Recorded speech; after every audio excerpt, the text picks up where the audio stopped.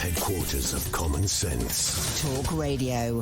I wanted to ask you, we're going to cover this story properly later, but our honours system, the British establishment, is becoming beyond a joke. Now, as someone who lived, it wasn't until I lived outside of this country for 10 years that I began to realise that so much of the way this country works is absurd and ridiculous and beneath contempt, really. You know, the only country in the world that sends people to prison if they don't pay for their television entertainment. Everybody in this country thinks that's perfectly normal. No, it's not. But our honours system, the worst Education Secretary in the history of this nation, a man who broke the education system while he was not really in control of it during the COVID crisis, Gavin Williamson, yesterday we learned, is to be knighted. Sir Gavin Williamson. Let me put to you a completely speculative situation.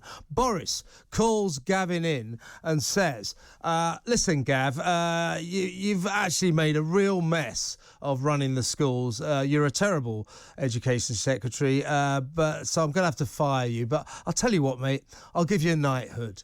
That's what happened, isn't it? And it makes a mockery of this system. And Gavin Williamson isn't the only one. You go through some of the people who've been knighted. Sir Philip Green, Fred the Shred, on the list goes. Go to the House of Lords. Lord Ahmed, the Labour peer, jailed for child sex crimes. I mean, Geoffrey Archer, I like as a person, but Lord Archer, I mean, he's been to prison.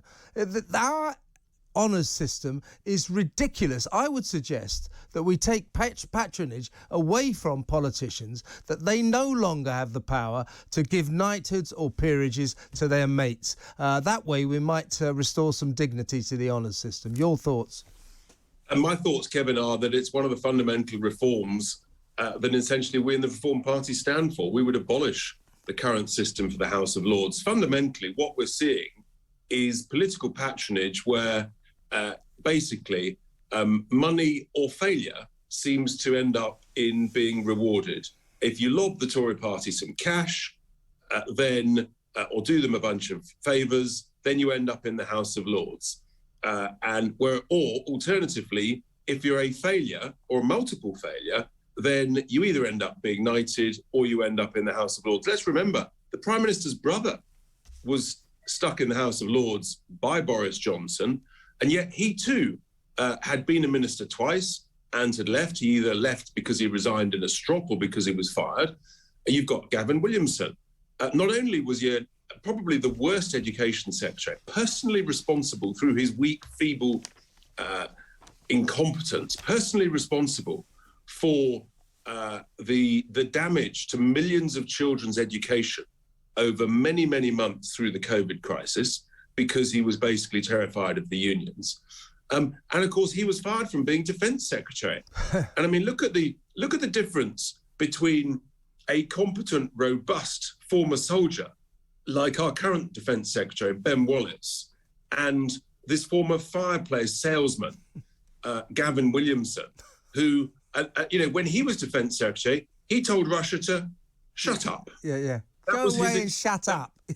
I mean, this is the reality, and we don't know the conversations that have been had. What we do know is that our political patronage results basically, if you provide cash, then you get something, or if you fail, but shuffle off quietly, be a good person, don't cause any trouble, then you also get rewarded either with a knighthood or some form of peerage. It's wholly unacceptable. I think more and more people realise it, and it demeans our great country that this should go on. And there needs to be reform to the House of Lords. There needs to be reform to the system of awarding honours, because it's clear that, unfortunately, political leaders simply cannot be trusted to behave themselves when doling out these rewards. I mean, if you look at the Gavin Williams situation, you know, I better not come right out and say it directly, but shall we say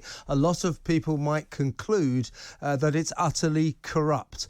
Are we saying that of all the people in the House of Commons, all the MPs, all the cabinet ministers, the former cabinet ministers, the one who deserves an immediate knighthood is Gavin Williamson? Are we really saying that? Or is this a case of what we always hear about Williamson, because he's a former chief whip, he knows where all the bodies are buried? Apparently he's not backwards in coming forwards with that information. If I was the Prime Minister, I'd say prove it.